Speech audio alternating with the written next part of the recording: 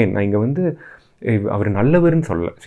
எந்த அரசியல்வாதியும் என்னை பொறுத்த வரைக்கும் தூய்மையானவர், புனிதர்னு சொல்ல முடியாது. எல்லாரும் சொல்கிற மாதிரி காமராஜர் புனிதர்.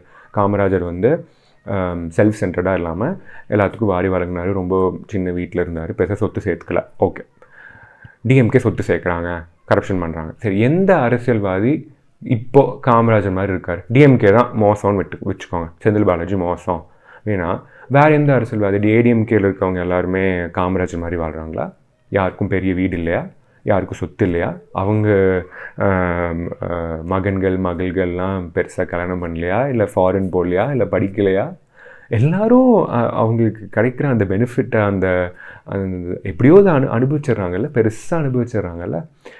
கோயம்புத்தூரில் ஸ்மார்ட் சிட்டி ஒர்க் நடந்தது, அதில் ஊழல் நடந்தது, அதில் எந்த மினிஸ்டர் எக்ஸ் மினிஸ்டர் மாட்டினாங்கன்னு நம்மளுக்கு தெரியும். அவங்க கரப்ட் இல்லையா?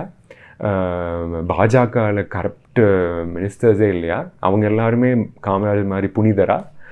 பெரிய வீட்டில் இல்லாமல் குடிசையில் வாழ்கிறாங்களா? அமித்ஷாவோட மகன் ஏழையாக வாழ்கிறாரா? அவங்களாம் எவ்வளோ சொத்தே சேர்க்கலையா? அம்பானி அதானிக்கெலாம் இந்த ஆட்சியிலையும் இங்கே நடக்கிற விஷயத்துலையும் பங்கே இல்லையா? ஏன் வந்து டிஎம்கே தான் கரப்டு, டிஎம்கே தான் சொத்து சேர்க்குறாங்கன்னு சொல்லணும்? எல்லா அரசியல்வாதிகளும் இங்கே சொத்து சேர்க்குறாங்களே.